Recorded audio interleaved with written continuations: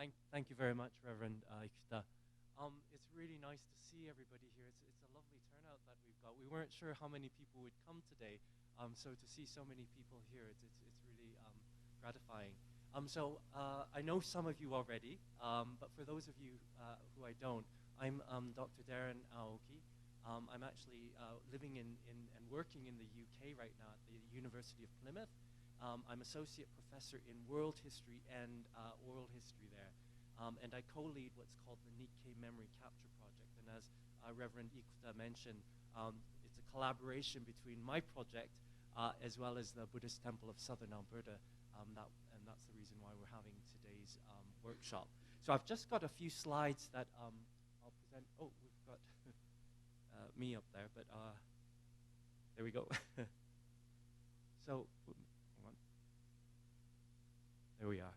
So the Nikkei Memory Capture Project, it's actually been going since 2017.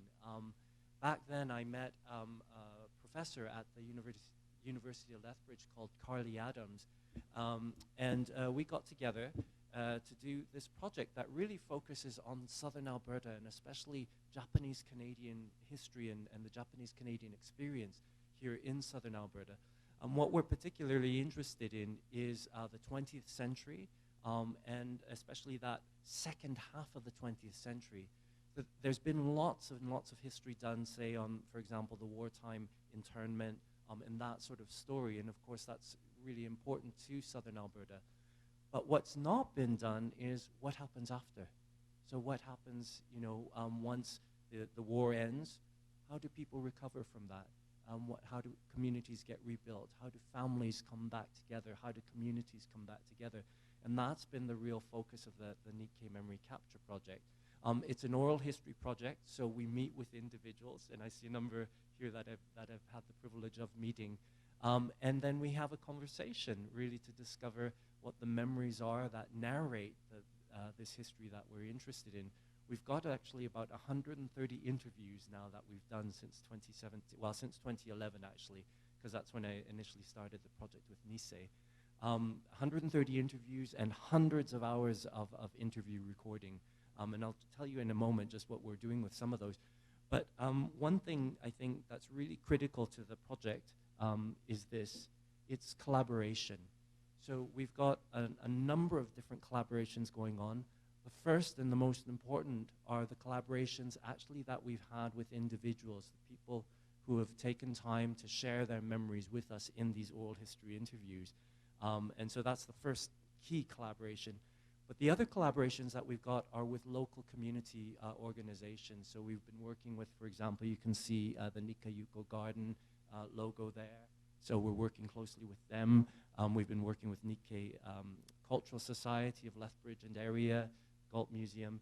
And then, of course, today we've got a collaboration with the Buddhist Temple of Southern Alberta, which is, it's a first for us, and really looking forward to see how today's workshop and events go. But just a couple of other things. It's a collaboration also between the University of Plymouth, which is my institution in the UK, and then the University of Lethbridge. We've got some funding as well from the Social Sciences Humanities Research Council of Canada. It's a bit of a mouthful, that. And that's just allowed us to do so many different things. But you'll see the big logo there. It's the Arts and Humanities Research Council. It's the UK equivalent of that, Social Sciences Humanities Research Council. And it's their funding, actually, that's enabled us then to come into collaboration with the BTSA today. So before I move away from this slide, you can see a number of people. In the center image there's Carly Adams. She's professor at the University of Lethbridge. She's the co-lead of the group. And you'll also see some students there. We've been so fortunate to have students with us. And if I might just point out, you'll see in the back corner there, Darcy flashing away. She's doing our photography. But Darcy is doing a PhD with us, looking at the Okinawan presence in Southern Alberta, which is not very well known, but when she gets this research done, it's going to make a big impact, I think. And the other person sitting just sort of in the center, waving there, is Elaine Toth. And Elaine is also doing a PhD with us. She's done some amazing work, like really groundbreaking work, I would say, and I'm not just saying that. on interracial intimacies and working especially with digital storytelling, so creating films from the interviews that she does. So really privileged to be working with them today, and we couldn't do this workshop without them because they're taking on a number of different roles, and you'll get to meet them after. So one thing with, I need to mention this in terms of the funding, so it's Arts and Humanities Research Council. The particular funding that we've got for today's workshop is called Impact Acceleration. It's a kind of jargony term, but basically it means when we do this research, when we start trying to understand what the past is, through meeting with you and taking photographs to create a record, well, so what? What happens with that after? Why is it important that we understand that? And so, in addition to doing the research, we're trying to understand what is the impact of that research on communities, on the organizations, on the individuals that we meet, so that it's not just so, well, let's collect this kind of data and then stuff it away in the archive after. It's actually what can we do with it to make people's lives meaningful with that. And so that's a key impetus, and that's why we've got these interactive workshops today.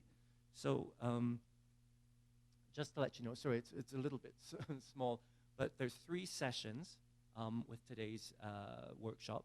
We've got, in just a moment, Reverend Yukta is going to talk about the Butsudan, as you've seen, these amazing objects that I think carry so much meaning. And I should say, it's not just, there's a whole range of meanings. There's religious meaning, spiritual value in that, but it's also a bit of Southern Alberta history. All of the Butsudan that you see in the other room on the tables were made actually in Southern Alberta. So when people were interned, they often couldn't bring the Butsudan that they had, so they would then make them here. So in a sense, those are homemade and very much homemade history. So there's lots of meaning in that. So Reverend Dikuta is going to do that. Then from 11 to 3, we've got our memory making session. So some of you have signed up to actually create a little portfolio of the Butsudan that'll include a photographic record as well as oral history memories, just a few stories that you might have, and we'll compile those together into a portfolio that we can give back to you, and then you can hand those down to through your family, and you've got this record of the Butsudan. And then we've got a very special session from 3 till about 4, where we're going to have a new Butsushki, which is basically a kind of consecration or a blessing of a new Butsudan that somebody's brought into their lives. So a really unique event, I think. So those are the 3 events. After the session today, after Reverend Dukuta's talk, there is some refreshments also in the other room, so please do help yourself to that. Just to say, with that funding we've got another workshop happening next week at the Garden, looking at heritage and the Japanese, how we actually display Japanese Canadian history. And then just to say, on the 13th of May, it's a Saturday in the afternoon at the new Bunka Center at the Nikayuku Garden, we're going to have what's called a Returning the Stories celebration. So the various films, the information that we collect from today's session, we're then going to have a kind of report, and we can play the films for you and let you know what happens with everything that we've gotten today. And we've got a whole number of other things. We've got some other films that we're going to introduce and just kind of let you know about all the different things taking place. So if you're free, please do come to that, and I'll be sending around a notification of that with more details. But you're really welcome to come. You've been part of today's workshop, so it'd be wonderful to be able to show you what we've done with everything that you've shared with us today. Right. Oh, sorry. And then the last thing here is we've got a postcard as well as a feedback survey. Elaine was handing those out. Yeah, thank you. If you wouldn't mind actually taking a moment after the talk today, or if you're doing the memory making session with us after that, if you could take a moment just to fill that out, that's really useful, both for Reverend Dukta and the temple to find out, what you found interesting, how we could improve this, as well as for us in the project. This kind of feedback is really, really valuable so that we know that we're doing the right thing. and how to improve where we're not, where we need to improve. So I think that's everything. Why don't I turn it now over to Reverend Dukuta? That's who you've come to hear speak today. So thank you very much, and I hope you enjoyed today's session. It's lovely to meet all of you, and I'll look forward to talking with you later.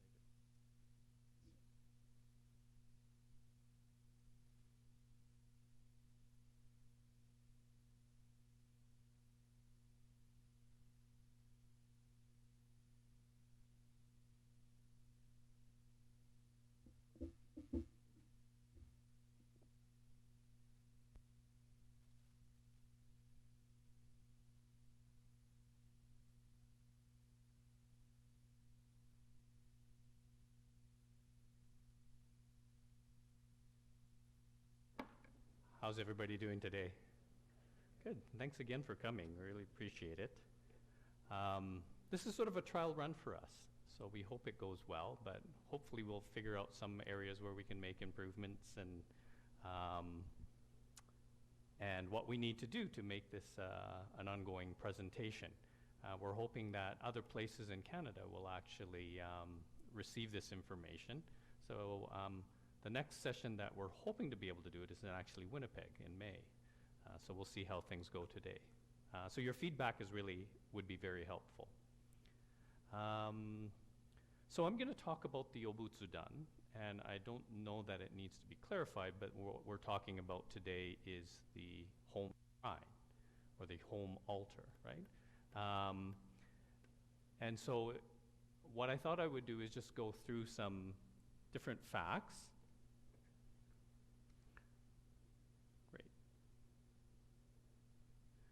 So the first thing that I'm going to cover is the history of the Butsudan. So just a couple of minutes about, how it came about. Brenda, can you go to, I can do it.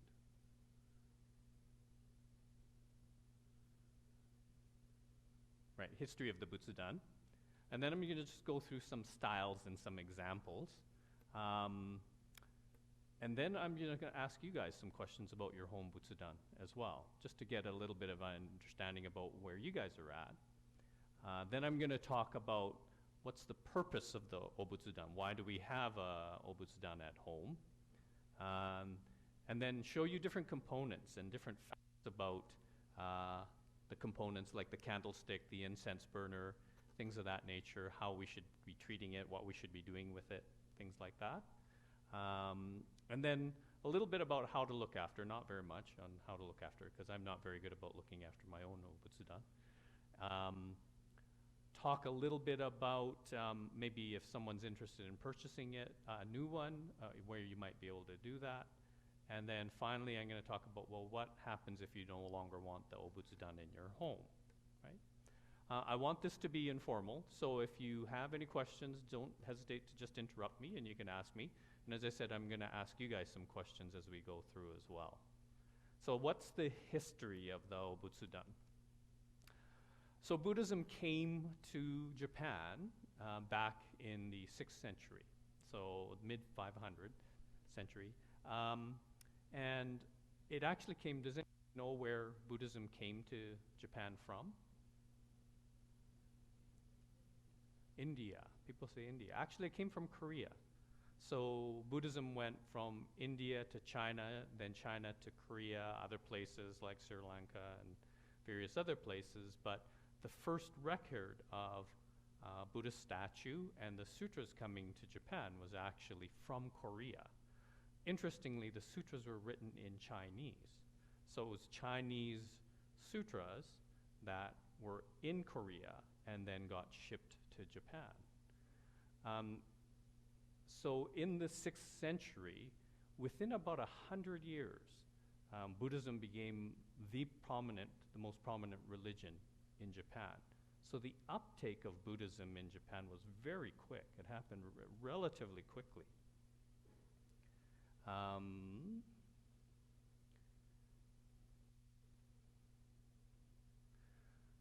So the first record that we have about the home Butsudan, the Butsudan in the house, actually occurred at 686 Common Era. And at that time, Emperor Tenmu made a decree, and he decreed that every household in Japan should have a home altar or a Butsudan. Right? We don't know how successful that decree was. We don't know what percentage of families actually ended up with a Butsudan, but he actually made that decree. And the reason why he made that decree was during his rule, especially early in his rule, there were lots of natural disasters that occurred in Japan. So floods, famine, also man-made disasters. So there was many fires that occurred in major cities. And he felt that one of the reasons why all of these disasters were occurring was because there was an balance in the spiritual karma of the nation, right? So he felt somehow that they had gone wrong. And so his decree was to try to improve the spiritual karma of Japan, and hopefully then all of these natural disasters would go away, that they wouldn't keep occurring. So he made that decree back in 686. Another important historical point is that our founder, Shinran Shonin, he was one of the first people that said, we should have a Butsudan in the house, in the home, but he advocated having the myogo, the 6-character Namamida Butsu on a scroll. And why did that happen? During the Kamakura period, when Shinran Shonin was born and grew up, that was a period when Buddhism went from the aristocratic households, the imperial courts, and the monasteries, so those primary people who were practicing Buddhism, to Buddhism becoming part of the everyday person's life. So Shinran Shonin, a fellow by the name of Dogen, who was a leader of the Zen movement, and Nichiren, those were 3 of the main characters that said, okay, we need to move Buddhism away from being an aristocratic, sort of the elite's religion, to a common person. And what Shinran Shonin said is that, okay, the common person, like a farmer or a fisherman, they can't afford a beautiful statue of the Buddha. They couldn't even really afford a beautiful painting of the Buddha. But most people should be able to have someone write Namo Amida Butsu on a piece of paper and have that as a home altar. So as part of the process of making Buddhism accessible to the common person, he advocated that we should do something simple. Just write it on a piece of paper or have someone write it in calligraphy and put it up in your home.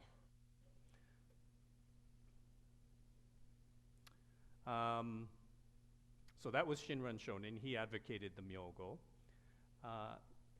Following his influence, a fellow by the name of Renyo Shonin, so he was the 8th abbot, 8th descendant of Shinran Shonin, he said, let's standardize it. So there was different kind of myogos, and I'll show you some other ones, but he said we should use the 6-character myogo.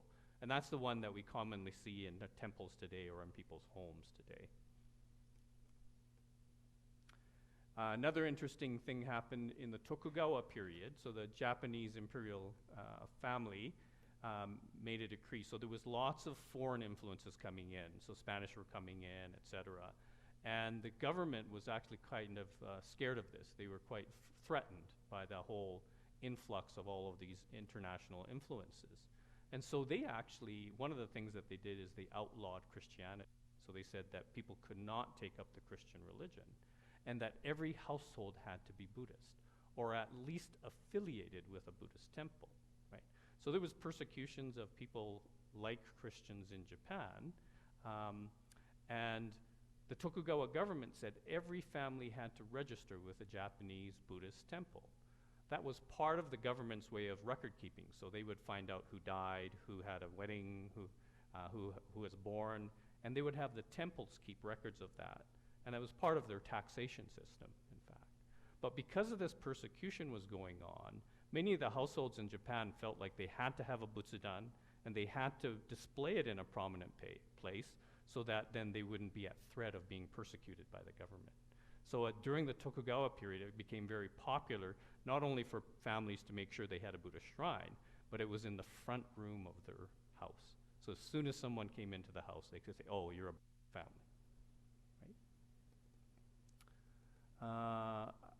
The last survey that I saw was actually done in 1995 in Japan, so it's a little old now, but in that survey they said that 80% of rural families, so any families in a area less than 50,000 people, 80% had a family Butsudan, a Japanese Buddhist altar.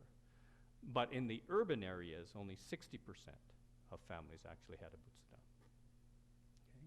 And it's probably a smaller number now, I would think, 30 years later. So I'm just going to go through some different styles of Butsudans and some examples. So I'm going to show you first 3 examples of Obutsudan in our home. This is the first one. This is the first one that we had. It was the Butsudan that was given to me by my grandfather Yamazaki when Brenda and I got married. It's a very traditional style. So it has the box. It has a picture of Amida in the middle. It has a traditional candle holder, a flower vase, and an incense burner. Right? And it's set up in my office, and this is what it actually looked like around it. So I have my Nenju holder. I have various figures of different Buddhas that people have given me over the years. So that's sort of my collection. In this picture, we have the ovupan, the rice holder in front of it, and the bell, or the rin, in front of it, too. So that's a very traditional-looking Butsudan. This is the most recent addition to our home. This statue of the Buddha was actually my grandfather's. So he had it in Steveston and in Westminster. And it's a statue that he got from an antique dealer in Japan quite a few years ago. It's quite an old statue. We don't know how old. So when my grandfather passed away, then my uncle Mac took it over, so he inherited it, and he looked after it. He even had it in his senior's home in his bedroom, so he had it set up there. And then when my uncle Mac passed away this past year, then he passed it on to me. So Brenda and I have the responsibility of looking after it for the next while. It's actually a really beautiful statue. It's got gold inlay, although lots of the gold inlay has fallen off. But the other thing that's happened to it over time is it's turned black. So if you actually touch the face of it, you actually get soot on your finger. And that's from the incense that has been burned in front of it for so many years. So many, many years, my grandfather, for example, my Uncle Mac, but even before then, there would have been someone who was burning incense a couple times a day. And so because of that incense burning, it's actually gotten some soot on it. So it's turned black. It's wood. Yeah, so it's made out of wood. So it has gold inlay on the outside of parts of it, Darcy. Yeah, I think it was completely covered by gold leaf before, but yeah, it's quite a nice statue. And then this is the third Butsudan that we have, and it's a very non-traditional Butsudan. This is in our dining room right beside our kitchen. And this Butsudan is different. It still has what we call the Gohonzon, or the central object of reverence. And that's the scroll on the side there that says Namo Amida Butsu. And I'm going to show you another example of the same writing, but that handwriting was from Renyo Shonin. So he would have written it in about 1450. And then we have a picture, that's the picture that my grandfather gave me, and it's a picture not of Amida Buddha, but the Maitreya Buddha, so the next Buddha to come. And it's a really nice picture, and for some reason all of us in our family have that picture. And then of course we have pictures of deceased relatives. So my father, Brenda's grandmother, my Uncle Mac is in front, and Pepper, our dog Pepper, is in front too. And then we have a flower too. So that's a very non-traditional Butsudan, but it serves its purpose as a Butsudan. And it's probably the Butsudan that we most often go and contemplate in front of to visit, spend time with Dad or whatever. Okay, I'm going to show you some other examples of Butsudans, and they're the ones in front here. But I thought I'd show you a little bit closer up pictures of it. So this first Butsudan was one that was recently donated to our temple, and it's one that was made by a Butsudan shop in Japan. So it's very elaborate, very classical style. So yes, so this Butsudan was recently donated. It's a really beautiful piece. Yeah. So that's what it looks like when it's closed. And if you, open the door, there's actually a shoji screen inside of it. So there's two doors to it, as it were. And then when you open it up, that's what it looks like, and that's how it's displayed right now. I'm going to show you a closer up picture of the inside. So it has the candles holder, the incense burner, and the flower vase, although we don't have flowers in it today. The interesting thing about the Buddha statue in it is you actually can't see the face of the Buddha, right?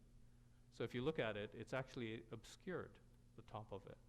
And that's actually on purpose. It's not that the statue was mismade in terms of size.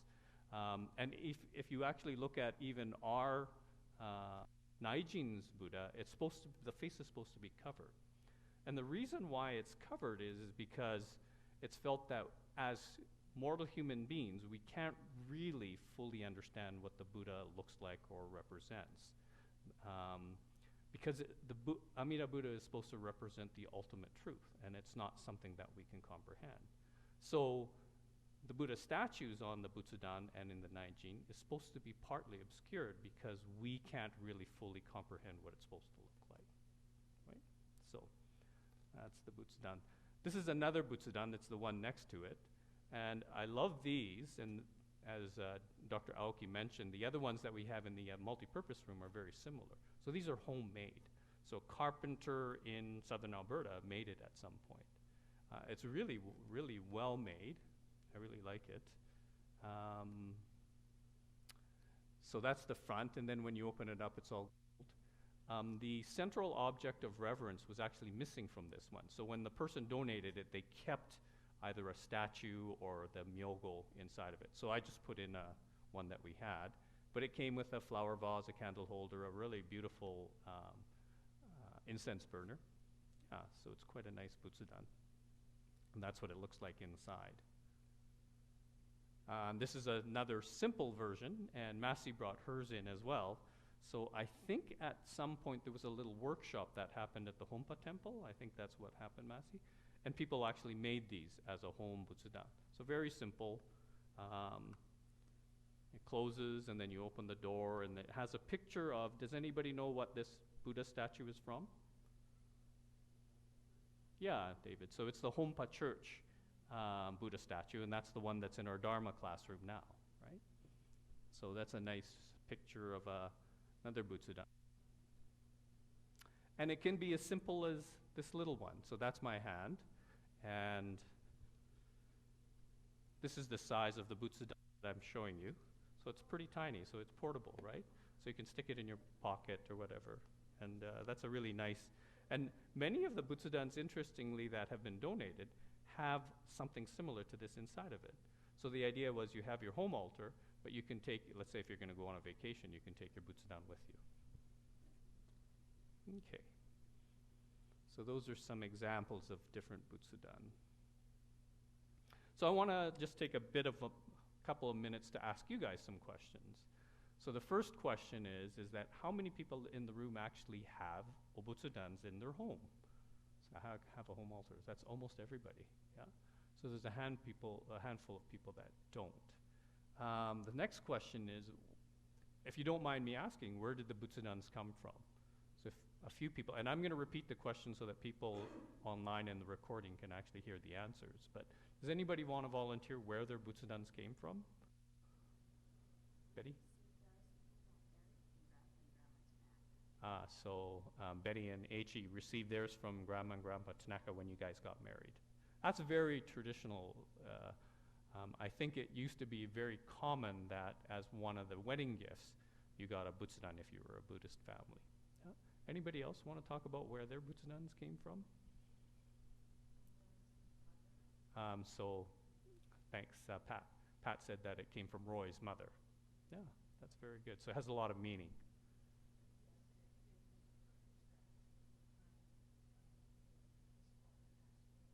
So it was purchased at the time when his father, Roy's father, passed away. Yeah. So that's another common occurrence is when there's a major event in the family, then they would actually purchase a new obutsudan for the family. Anybody else want to talk about where their obutsudan came from? Yes.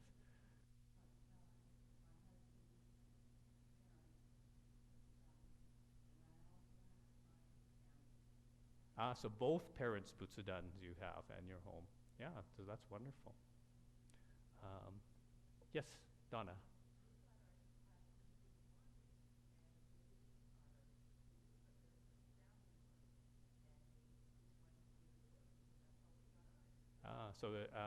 Donna Doublebore said that someone who was no longer in a Buddhist family, but their parents, I would assume, or some of the relatives were, and they gave up their Butsudan to you. And yeah, and I've seen the one that you brought in. It's quite beautiful.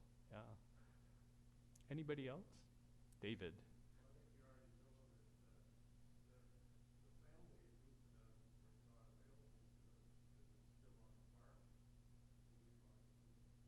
So David said that his family's Butsudan, Laverne's family's Butsudan is still on the farm. So he recently purchased a new one. And today's new Butsushiki, the installation service we're going to do, is actually dedicated to David's new Butsudan that he just recently purchased. Yeah.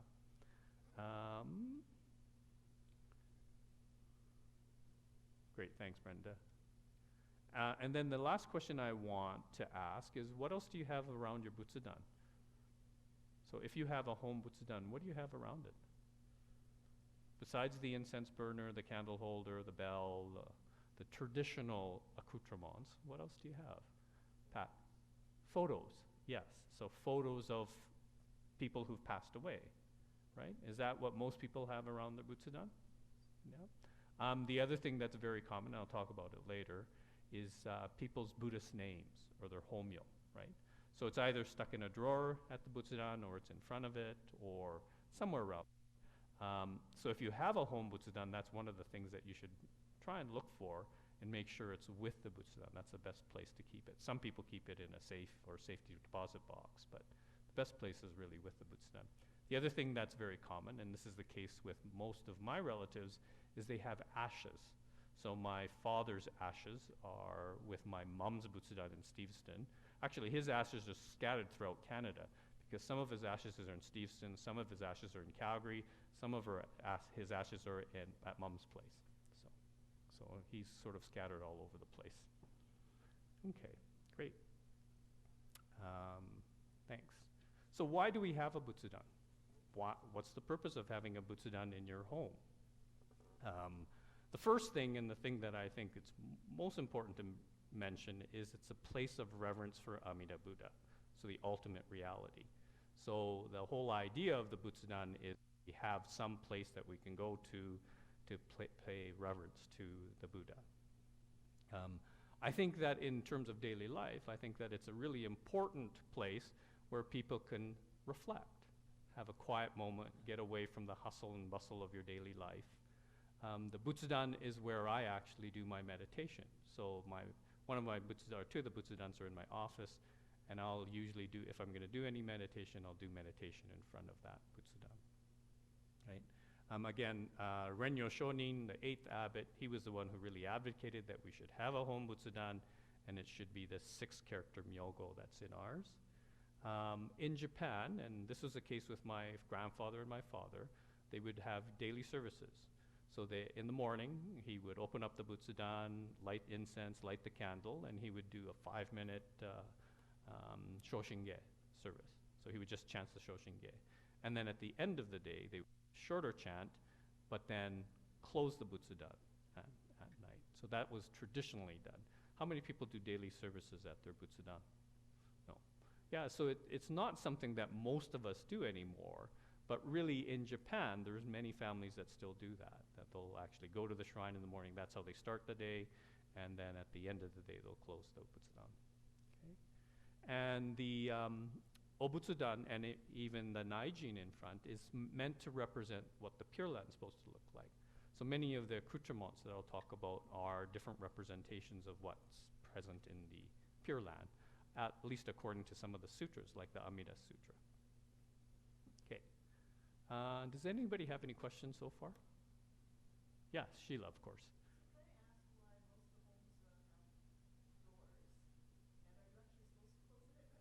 So technically, so Sheila's question was, why do most of the Butsudan have doors, and are you supposed to close them? So they are made specifically, purposely, with a door. Even this homemade one has doors, right? And yes, that is supposed to be the custom. That in the morning you're supposed to open it and welcome the Buddha to your life, and at night you're supposed to close it. Now, how many people actually do that with their Butsudan? There's probably very few in Canada that do that. And admittedly, our Butsudan, the traditional one, we don't open and close it. For practical reasons, it reduces the dust inside the Butsudan too. So, yeah. But yes, technically, you're supposed to open it and close it. Open it in the morning and then close it at night. Okay. So if you're going to set up a Butsudan in your home, and this is not critical that you do this, but this is just a suggestion, you should really put it on a west-facing wall in your house. So when you look at the Butsudan, when you're facing it, you're facing west. And why is that? Because it's supposed to be a representation of the Pure Land. And where is the Pure Land? Amida's Pure Land? It's to the west, right?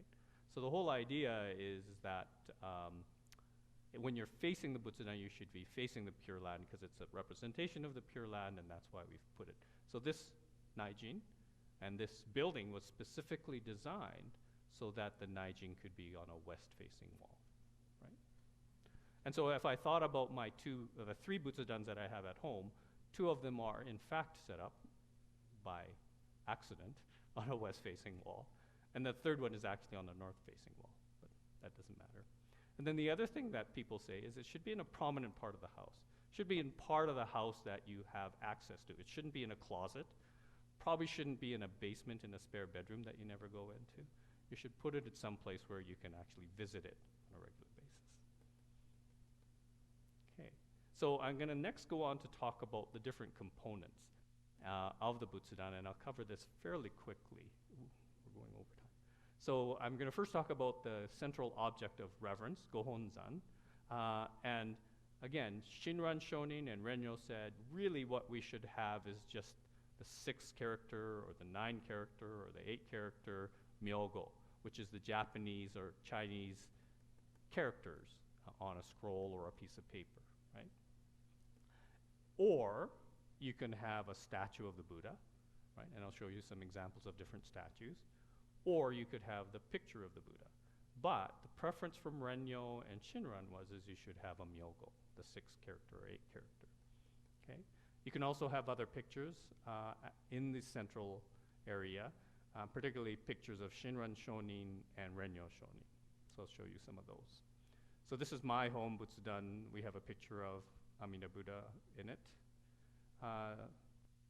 The light rays that emanate from the Buddha, do you know what those are? There's 48 of them. And I've actually gone through and counted many of the pictures to make sure there's 48. It represents the 48 vows that the historical Buddha made. And that's another example. And then there's Shinran and Renyo on either side. Another example. This is the one Butsudan that Izumi Sensei and I take around. So if we're doing a graveside service, or if we go to a funeral home that doesn't have a Butsudan, this is the one that we'll take. It's a portable one. Another example of a Myogo, so the 6 character Namo Amida Butsu. This is a special one. I actually have it inside of this, and this is the same handwriting as the one that I have in our home.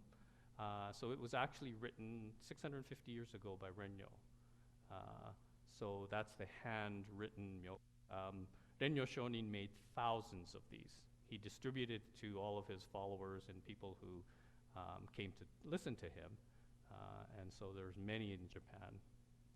And on the back of it, it actually has, it's hard to see here, but it actually says that it was written by Renyo in the year 1449, I think it is.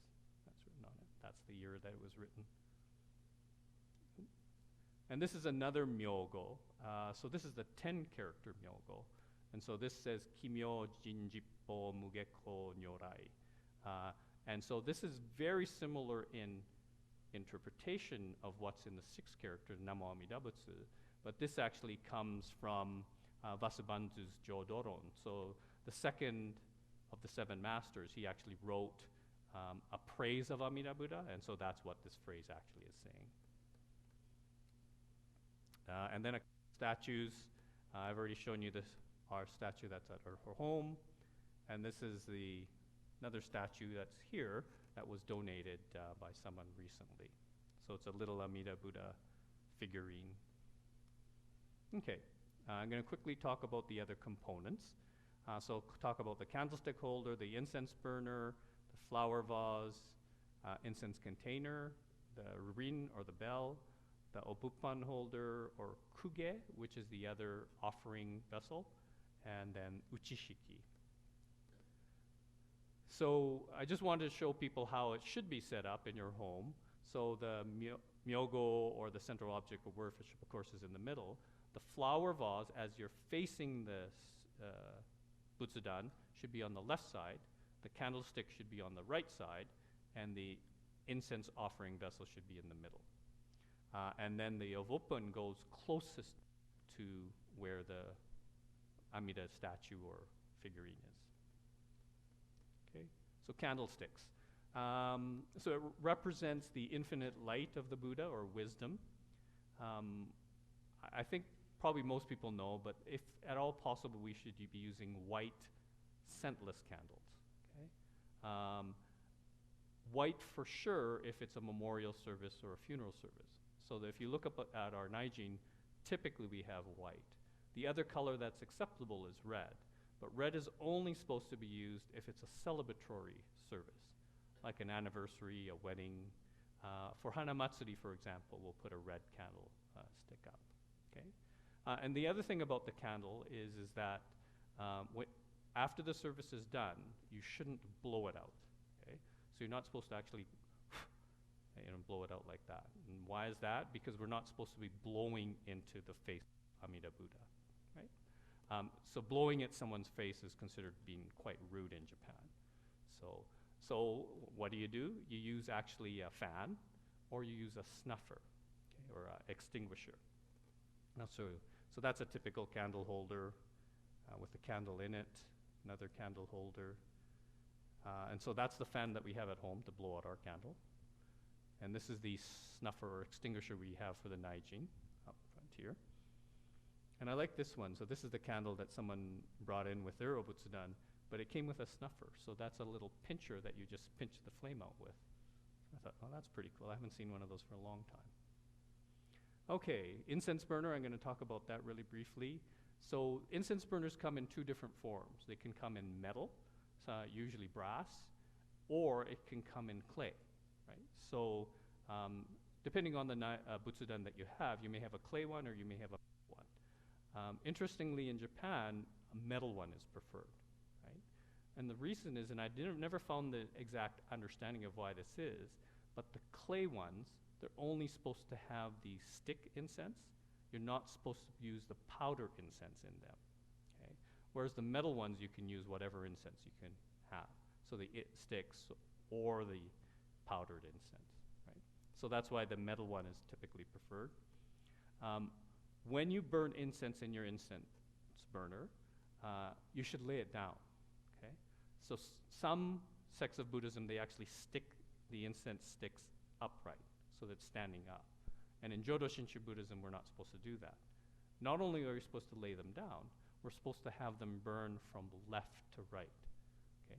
So when you lay it down, the burning part, the part that's on fire, should be on, as you face the Butsudan, it should be on the left side and it should burn towards the right. And why is that? It's because it's first being offered to the Pure Land. The left always represents the pure part, like the Pure Land, and the right is our defiled world or our everyday world. And so we're offering the incense first to the Pure Land, and then it gets burned towards us. So it is an offering. And one of the stories that I heard is that why did we start burning incense as an offering? There's a story about the Buddha, historical Buddha, giving a talk. And this was in India. And while he was giving the talk, people were swatting mosquitoes, right? Because this is in India. And he thought, well, that's not very good. We're killing bugs as you're listening to my Dharma talk. So he said, let's burn incense so that there's no bugs, flies, or mosquitoes around. That's the story. It is supposed to remind us of impermanence. So the incense, of course, burns out. And a nice story that I heard is particularly for funerals and memorial services, the incense reminds us of the influence that our family continues to have on us. So if you think about the incense burns, and after a while, the incense is burnt out and it's gone. And it's same with our relatives who've passed away. Their physical form has gone, but their fragrance, if you think about the incense hours or days after the incense burns, you can still smell it. So their fragrance or their influence continues to affect you. So it's supposed to remind us of our family members who've passed away. So their physical form is gone, but their scent or their influence continues to affect you. Yes, Alan? So when you're, I'm always talking left to right in terms of when you're facing the Butsudan, right? So it would burn from that end to this end. Yeah, it's probably not that critical. In fact, this is one of the facts that I actually found out as I was doing this research, because I always used to do it the other way. So it's something new that I learned. Yes.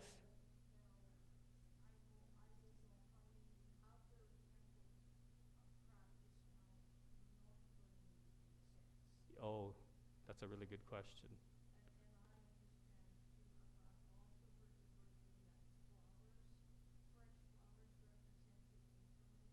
Yes, so I'll show you, I'll talk, yeah.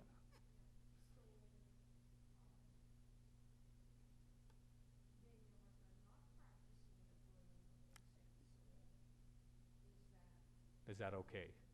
Yeah, so that's a really interesting question, Pat, because many temples now aren't burning incense as part of the regular service, and that's because of people have sensitivities to the smell, or people have, COPD or other asthma or other conditions where the incense can really affect them. So at our temple, of course, we don't burn incense. We will incense at a funeral service if the family specifically requests it, but for other services, we don't. And is that okay? Yeah, of course that's okay. So what do we do instead at our temple is we just use the powdered incense and offer it even though it's not burning, right? And so it really holds this similar symbolic meaning. The other thing that I've seen, and we used to do this in Edmonton with Ulrich Sensei, is we had stones, polished stones. And our kids really liked this. You would take a stone and you would put it up on the lap of the Buddha. And they really liked doing that. And so that's, I think at Hompa for a while we were doing that as well, is offering stones instead. And then someone at the end of the day would have to move the stones back. But so yes, it's acceptable that we don't, I'm talking about a sort of a very traditional way of doing things, of course. Yeah, Sheila. Yeah. No, that's okay. Yes. Yes. Oh, okay.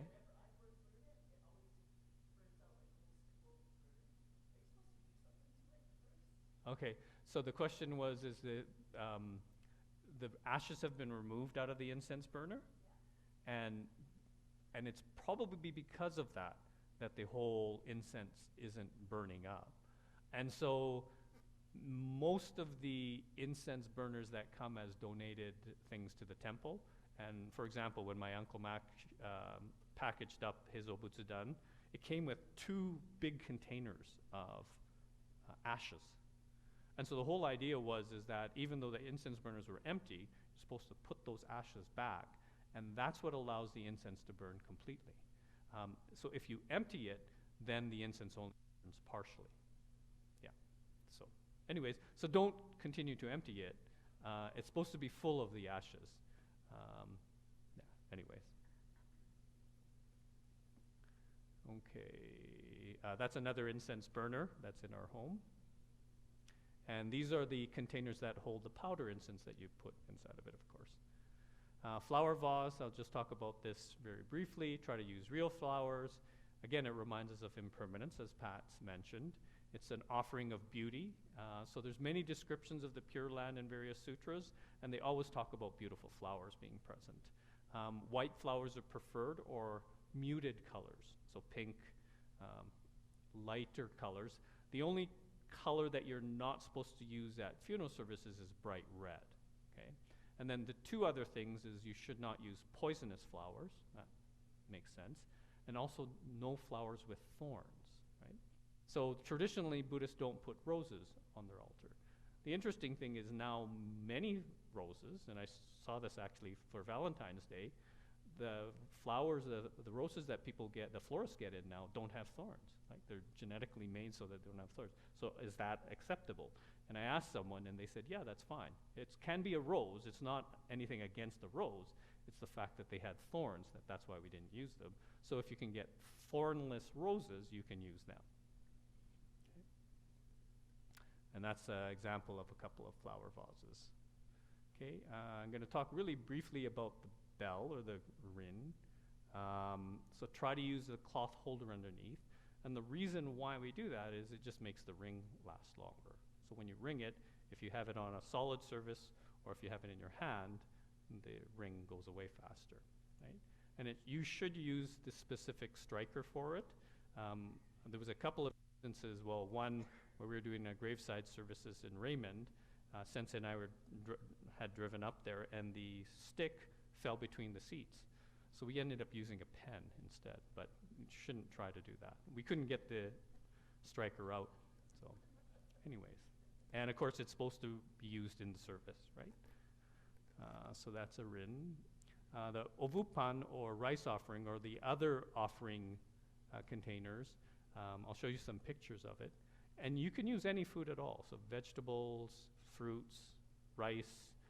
In fact, Nishihon Ganshin actually says that whatever the staple is in your area, that's what you should put in front. So bread, they talk about bread for North Americans.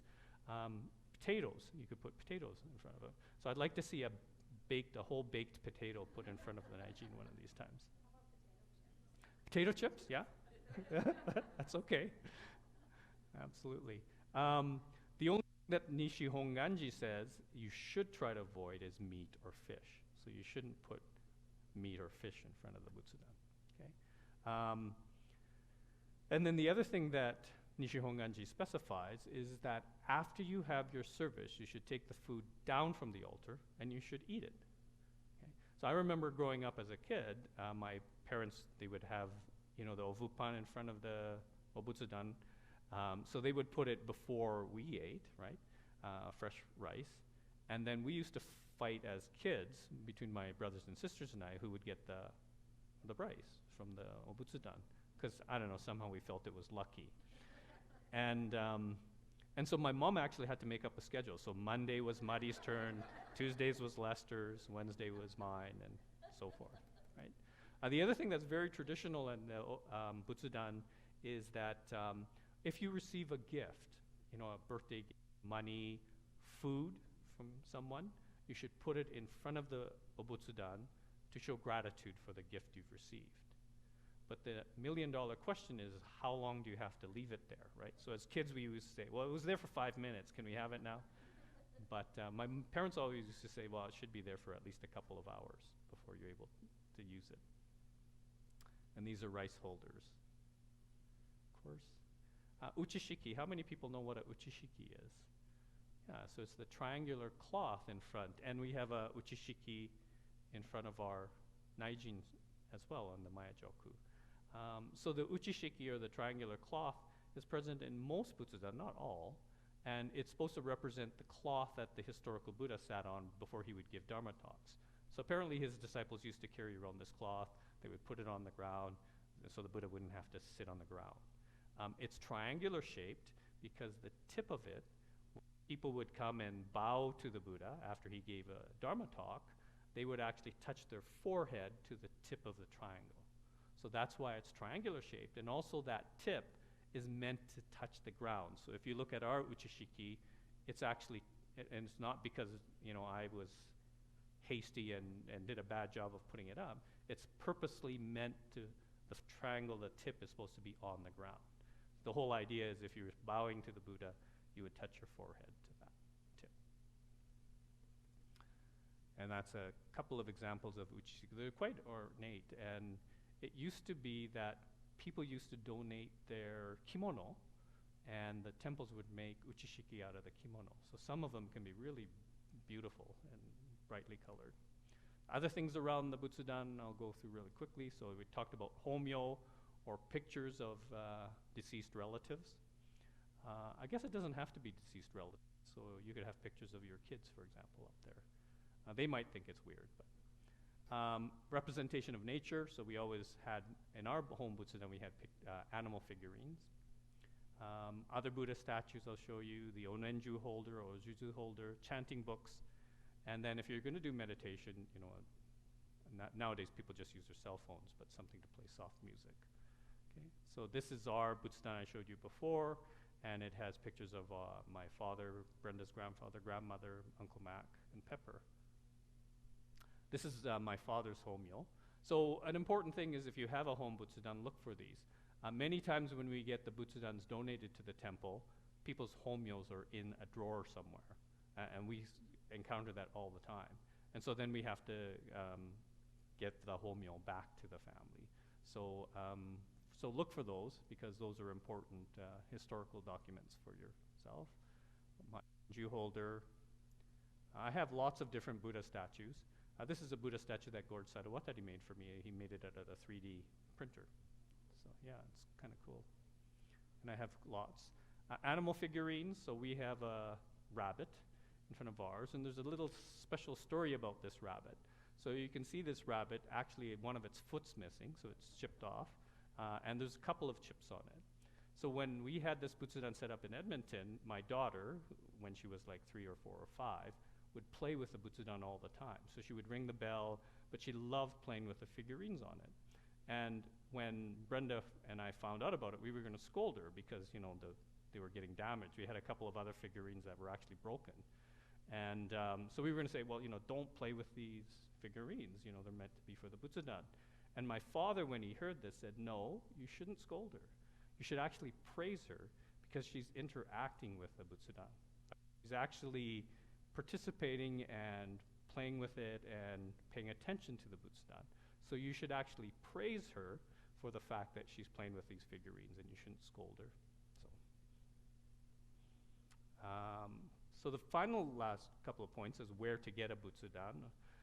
So the temple, so you'll see the number of Butsudans we have on display, and all of those are available if someone wants a new Butsudan in their home. I'll have to talk to David. David recently purchased a Butsudan, and you did that online, right, David? So there are places that you can purchase Butsudan in North America, and you can get them shipped. There's several Butsudan stores in Japan that will ship, in Kyoto, that will ship to Canada, and they actually have English parts of their web page. Yes, David? Sorry. Right. It didn't come from Japan, but you bought it from a dealer. Oh, I see. So the person that you bought it from is from Japan. Right. And that's probably critical. So there's a couple of Butsudan shops or Buddhist shops in Kyoto that will actually talk to you in English, which is helpful, of course. The closest Butsudan shop is actually in Portland. So Portland, Oregon has a Butsudan shop, but it actually covers all denominations of Buddhism, so not just Jodo Shinshu. So I was looking online, and they didn't actually have any Amida statues that were standing. They were all sitting statues. Okay. Or you could make your own, or have a carpenter make your own, which was the case with all of our Isses, right? They had their Butsudans made. Yes, Darcy, thanks for that. So I neglected to talk about the fact that the Buddha statue should, as much as possible, be a standing. It's not critical. And so for our Jodo Shinshu sect, we use a standing Buddha. And why is it a standing Buddha for our sect? It's because we want to show the compassion of the Buddha walking towards us. So he's coming to us to help us with our suffering. And so that's why traditionally we would use either a statue that's standing, or even if it's a picture, the picture is of the Buddha standing, right? Other sects of Buddhism have other Buddhist figures, and most of them are sitting. In fact, we're the only sect that actually has the Buddha standing. So if you see a standing Buddha anywhere, you'll know it's a Jodo Shinshu Buddhist Buddha. Okay, so what do you do to look after it? We talked about closing the door at night, in the morning, although admittedly we don't do that in our home. Dust it often. So we have a Swiffer that's purpose for that Butsudan. But these dusters really work well. So many Butsudans that we receive, they also the duster, which is kind of cool. And then the flower and the candle should be only added if you're going to have a service. So, and then a good question is in Alberta, it's really dry, and so many of these butsudans have cracks in them. And so, how much humidity should you have? I think that it would be a good thing to increase the humidity. So in our Butsudan, particularly with that new statue that we got, which is quite old, we've tried specifically to have a couple of flowers with extra reserves of water in them to try and keep the humidity in that room up. But I remember in my grandfather's house, he actually had a humidifier that was running all the time behind that Buddha statue. And then the final thing is, what happens if you no longer want the Butsudan in your family? And so if this is the case, the first thing that I would ask you to do is make sure that you really don't want that Butsudan anymore.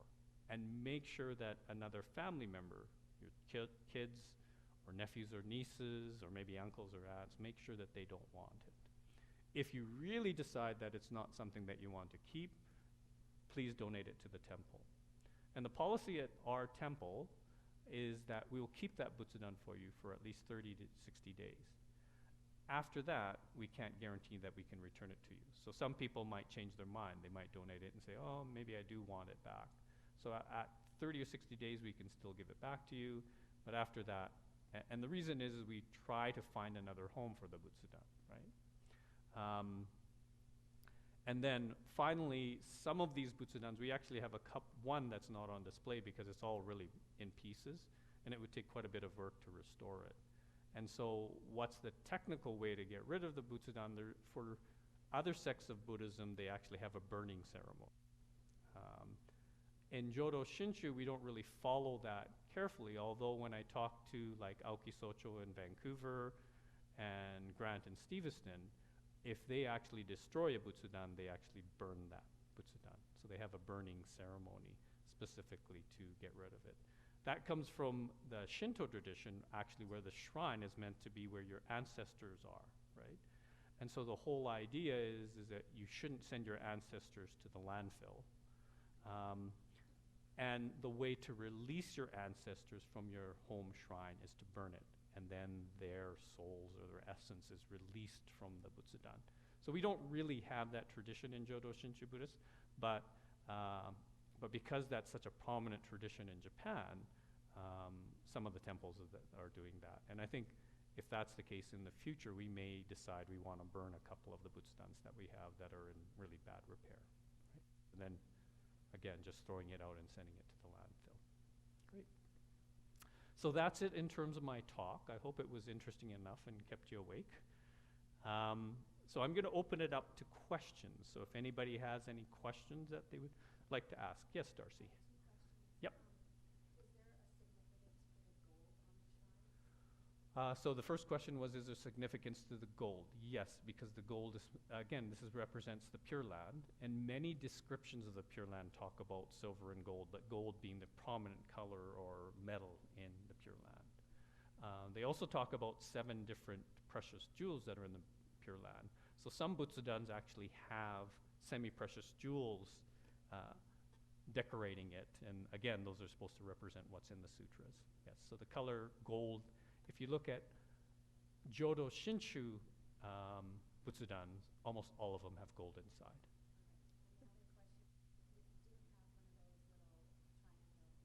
Uchishikis? Yeah.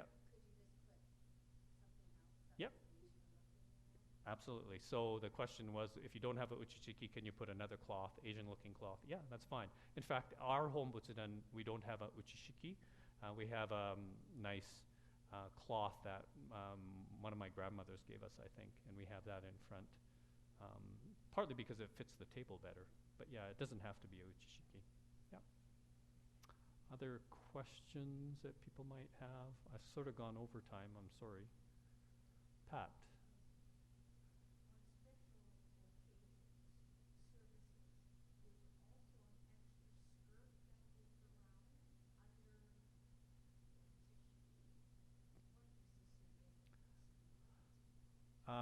So Pat was mentioning about, in our case, at our Naijin, we have a green cloth, goes under the uchishiki, and we usually only put that out for the Sunday, the three important services. So Honko, Hanamatsuri, and Obon, we put it out.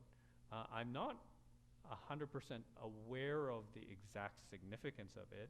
It's supposed to be to make it more ornate or more beautiful. I think it actually does come from some of the sutras. So the cloth that's underneath the uchishiki is meant to be a specific set of colors, green being the most prominent, green or blue. So I think it comes from that, but exactly why we decorate the altar more elaborately on those occasions, I'm not 100% sure. But yeah, that's very observant. So at the three important services, we'll put an extra green cloth under the uchishiki. I think it's just to make it look more beautiful.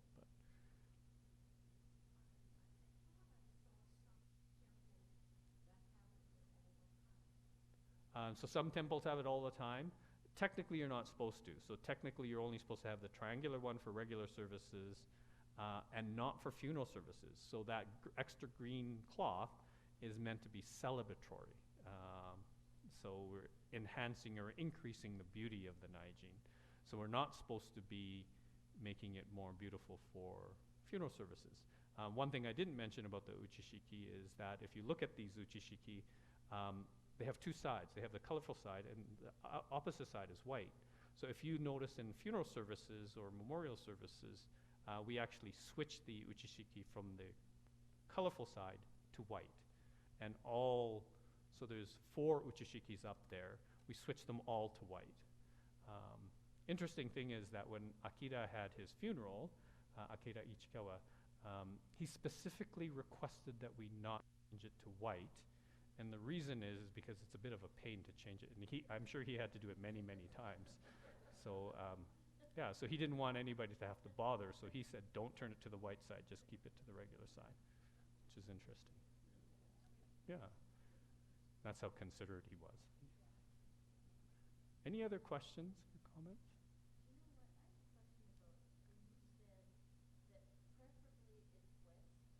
Facing.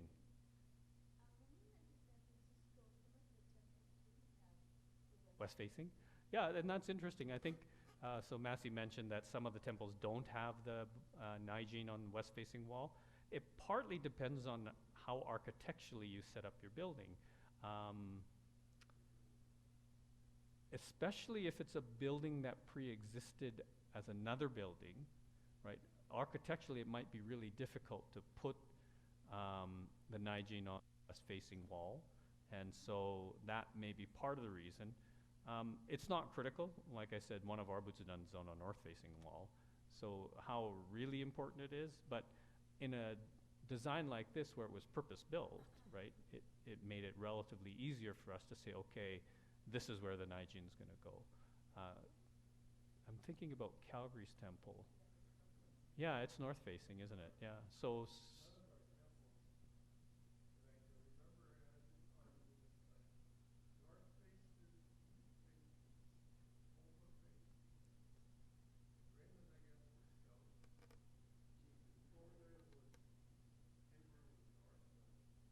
So David's mentioning the fact that none of our amalgamated temples, so Tabor, Raymond, Kodale, Northside, and Hompa, none of them were west-facing wall. Yeah, that's true, isn't it? Yeah. So that's interesting.